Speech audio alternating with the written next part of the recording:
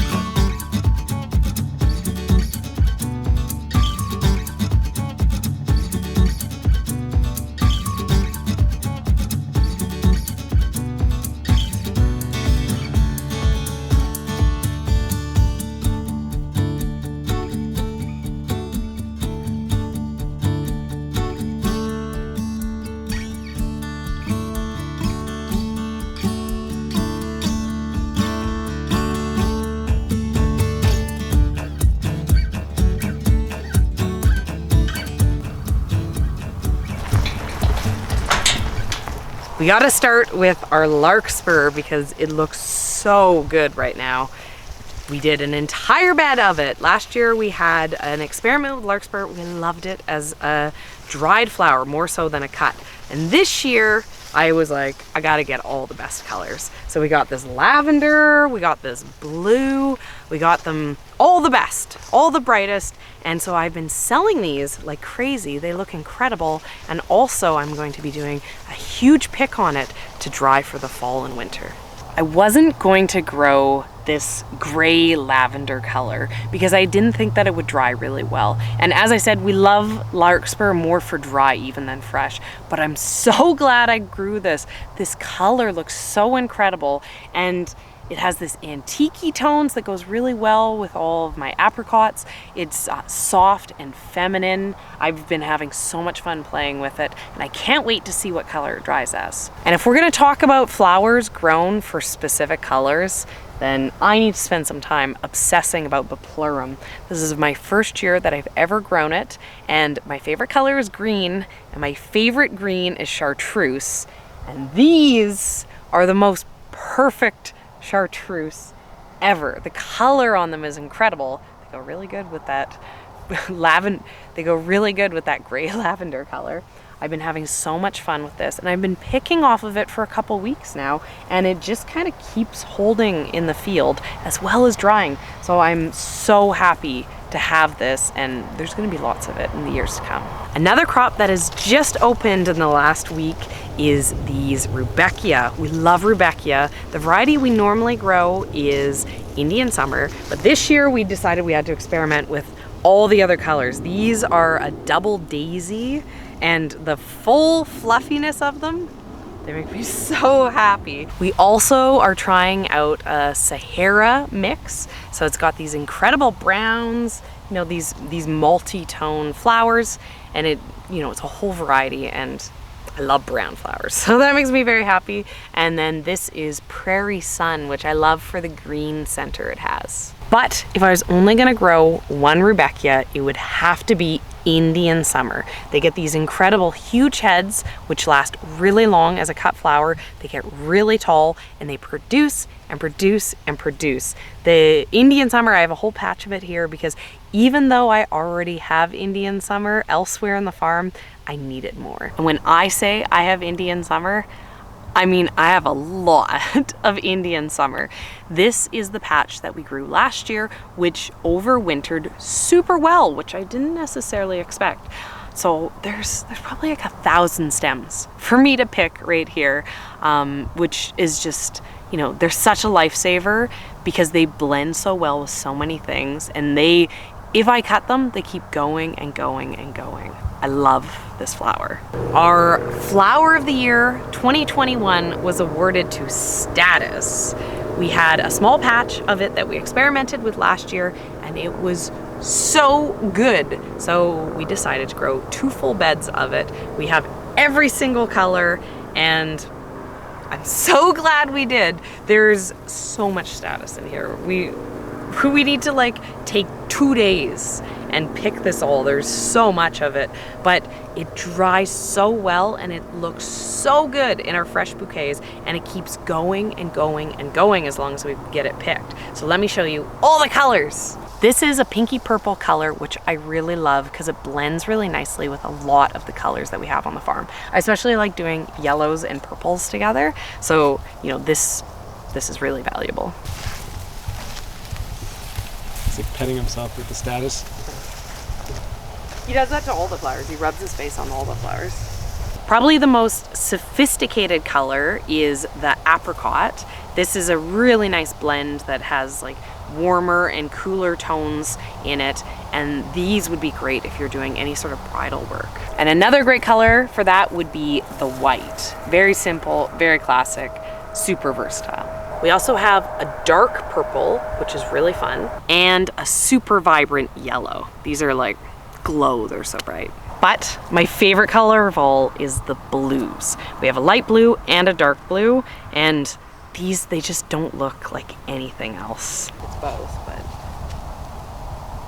we're growing the Status for fresh and dry, and we also had to grow lots of straw flowers because these are the exact same. The texture on them is incredible fresh, but these worth their weight in gold when it comes to dried flowers. And having these to pair with all of the Status colors has been incredible. In the same way that we have our Status all color blocked, we had to do the same thing with the straw flowers. We grew a mix last year, we loved them, but it just makes our life so much easier when they're all in the same color together. And it means that we have all the colors. We don't have to worry about only having 1 or 2 of, you know, our favorite if it turns out to be white or silver or apricot. So we have a whole mix. We have all the colors, all of my favorites, and it's really hard to pick which one I love the most. I mean, apricot's so great in these. The yellow, but I think maybe it's gotta be the orange. The flowers are so big. They're a massive, the variety is like just a massive, massive head. And they're just like tropical punch. I love them. Another new addition for our dried offerings is we grew Nigella or Love in a Mist, and these are varieties that are specifically for pods. I think they're Albion Black and Albion Green is the variety name. They went from these just simple, boring white flowers to these incredible seed pods, and they keep getting bigger and bigger. I think they're almost full size, but the colors on these, the texture, I love this. We only did a small experiment. I only have a 1/4 of a bed in here, but I could see us growing, you know, an entire bed of these in future years. This is our early spring greenhouse, and this space has been incredibly valuable. It's been giving us blooms for months now, and there's still lots of stuff in here. We have a patch of Dara and Amy that we have here in the greenhouse, and this seemed like a really weird thing to give covered greenhouse space to, but as you can see, there is a lot being produced right now. We have some of this out in the field. It's kind of done like 1 or 2 sprouts here and there. In here, we have hundreds and hundreds of stems. So the greenhouse space is valuable, but these have been really valuable for us too. We also did an experiment. We tried doing some annual Sweet William, planted out here super, super early, March type time. And it's been like meh. It didn't really produce anything.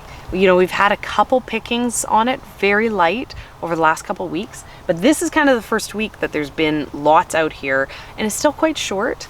I think I can do better on this, and I also think there's a chance I don't need to put this in the greenhouse. Being in the greenhouse, things get really tall. You know, over on this side, I had my yarrow. This was as tall as me when I was picking it, when normally yarrow in the field is only about waist high. In the greenhouse, this Sweet William didn't really do anything. So I think next year it's out of here. It's worth trying again, but you know, we're gonna put something better in this space. And this month we've also said goodbye to our spring snapdragons. We grow Costa and Chantilly to get early blooms, stuff that comes on as soon as we possibly could for snapdragons, and they're done. These plants, they're not useful at this point, which is fine because we also plant summer snapdragons. This bed behind me, there's another bed over on the other side, is Potomac Snapdragons, and I find they do way better with our hot, dry summers. So we have the one variety for spring, Potomac for summer, and they are pumping out the stems. They're going like crazy, which makes it incredible to be able to time having months and months of snapdragons. And if we get a nice fall, these will kind of finish and start to bloom again. We're currently looking for Flower of the Year 2022. We have a lot of experiments to be the contenders, and one of those is these carnations.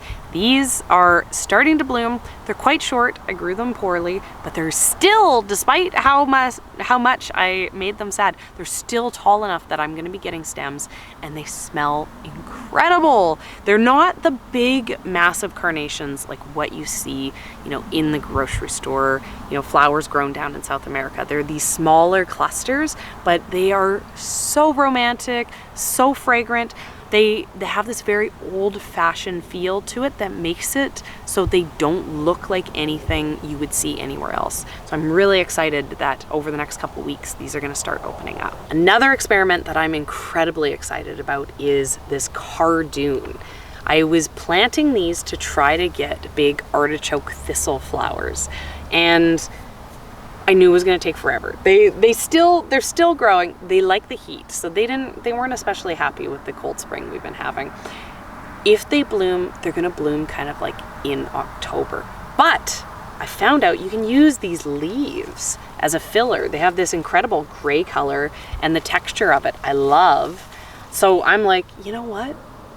I'm gonna start using this in the next couple weeks, and maybe this is gonna be the flower of the year. Forget flowers, gray-green filler. But the experiment you all are probably the most excited about is my Lizianthus. I have over 1,000 Lizianthus inside of this greenhouse, and I planted these in March, and I've waited and waited and waited, and they're finally looking like they're gonna do something. They're finally looking like I'm gonna actually get flowers. We spent over $1,000 on Lizianthus plugs, and they are so hard to grow. I was like, you know what? I could even mess up $1,000 worth of plugs. So seeing flowers already, seeing so many buds forming, it has me very excited. My favorite flower to grow is amaranth. So we have to just take a moment to enjoy this field. This is my amaranth planted for fall. I have 2 full 50-foot beds in here. I also have an entire bed of grass. There's gonna be some really fun stuff coming out of here. You know what people in the comments are gonna say? Amaranth isn't a flower. It is.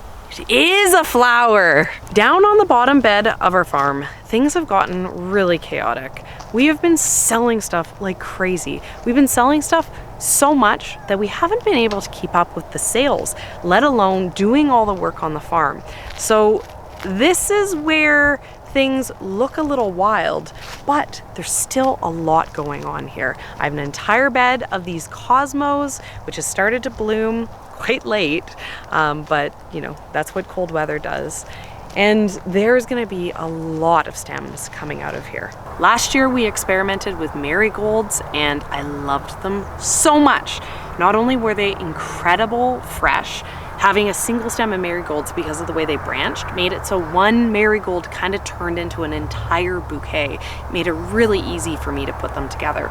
So I did an entire bed of them, and the other thing is they dry so well. So in here, even if this is more than I can use, even if this is more than I want, I'll be very happy to have them dried. And they're starting to bloom. I got to make my first marigold bouquets of the year this week, and they made me very happy. And the ultimate companion to a marigold bouquet is, of course, zinnias. Our zinnias have finally gotten their first blooms. I I think this is called Zowie Wowie, if I remember right, and it's bloomed way earlier than my other varieties. But in here we have 2 full beds of Lime Queen series and Bennery's Giants, and they're finally starting to do something. Zinnias need the heat, and they just haven't had that. But lucky for them, this week we're having a heat wave. We're getting, you know, way over 100 degrees, so they are just happy and loving life. They're gonna start giving me lots of stems, start getting lots of length, and they're gonna last me until September, October. Unfortunately, it's not all successes on the farm. One of our most valuable crops is sunflowers. We make a lot of money on sunflowers, and sunflowers make it so we can sell a lot of bouquets. In the summer, people want sunflowers, and I mess them up. I mess them up so bad that if you look behind me, there should be 1,000 sunflowers blooming, ready for me to pick, and there is nothing. One of the most valuable resources I feel we have here on the farm is the relationships that we've cultivated with people. It's the knowledge that we've been able to gather from, you know, all of the networking that we've done on the internet, and it's the people who've been able to give us the energy to keep going when we feel discouraged, and it's the flower friends that I've made along the way. I have sunflowers. We're in my cooler right now, and I actually have 40 stems of sunflowers in here because I know fellow flower farmers in our area. We are friends with other flower farmers, and when I messed up my sunflowers so bad, I reached out to them and I was like, how are your sunflowers doing? And they actually had an abundance. So I was able to go and buy some of their extra sunflowers to make up for this gap that I have. You know, I can go and I can buy sunflowers from them for a couple weeks when they have more than they need and I don't have enough. And it's gonna get us through for those sales up at the farm stand where, you know, people really wanna see this. We're up in what was called the flower farm for years and years. And this year we turned it into all perennials. And one of the perennials that I was the most excited about, so excited about that I actually grew them myself, which I hate doing, I rather buy them as plugs, is these Perennial Scabiosas. These are called, oh Bo, we have a sweet boy. These are called Fama, and they are massive. They are so big. You know, the blooms, they're just huge. And the texture on them, I love them. They're not doing very much because they're brand new little baby plants, and I'm not very good at growing seedlings, so they're definitely not as healthy as they could have been grown by someone else. But these are gonna come back year after year and just get better and better. And as good as the white is, the blue is maybe even better. We also couldn't buy any plugs of our big sea holly, which we love, so we grew some for ourselves. We grew the glitter series, which is a smaller variety.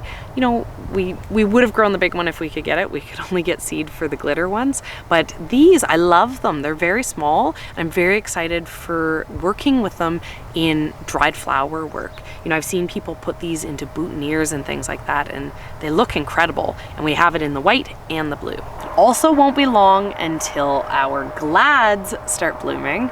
I'm glad to have bought 1,000 glads this year. And we don't know what these colors look like. We've never grown these ones before, so it's really fun as they open up over the next week or two, and we've actually stagger planted them. So we're hoping to be able to get glads for, you know, maybe even 2 months, as well as lilies. These we've been stagger planting also.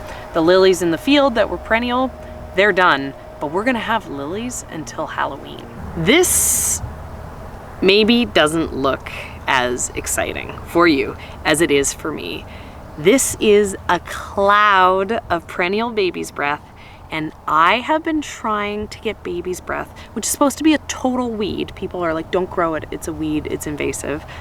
3 years. It's taken me 3 years to finally get a plant to overwinter and to set any sort of flower. I suspect that Ian has been pulling it out thinking it's a weed, because there was a few times that Ian was like, this big weed is getting in the way of my paths. So, you know, this is a victory, and I've started using it in with dried flower type bunches, and it's just that perfect bit of like mist and smoke that I've been looking for all these years. I finally have it. It's finally mine. Is it yours too, Bo? Is it yours too? And then the last plant that I want to share with you guys, because this makes me happy. Just seeing this wall of color, it brightens my day. And these are called Sunny Day, and these are a perennial sunflower. And these little fluffy balls of sunflower sunshine make me so happy. If I could, I would throw these in every single bouquet, and it just blooms and blooms and blooms. I didn't think that it was going to be perennial where we are. I thought it was going to actually die in our winters, but it overwintered super well, and I'm happy to have it again. The flowers look incredible, but we have to finish this video off in my happy place, which is our roadside stand. The flowers have been selling so well this year.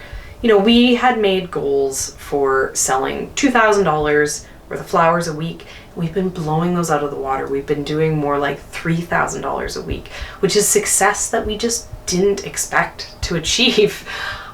This stand has made it so we've been able to find the time to sell that amount of flowers. I spend my days just desperately picking and putting together bunches. I'm often up here twice, 3 times a day, restocking the stand. Without the support of our community, we wouldn't be able to be growing these flowers, so we appreciate every single sale so much. This week might be the best week of the year, but that doesn't mean that it isn't gonna still look amazing as the months keep going on. We have planted to be able to sell till Halloween, which I feel is pretty good considering our first frost actually comes a few weeks before that. The flowers, they're just gonna keep coming. The bouquets, they're just gonna keep getting made, and everything's gonna continue to morph and change with those seasons. One of my favorite things about growing flowers is that they are representative of a time and a place. This flower that you get this week, you can't get any other week, and you can't get any other place. They really place you in a moment.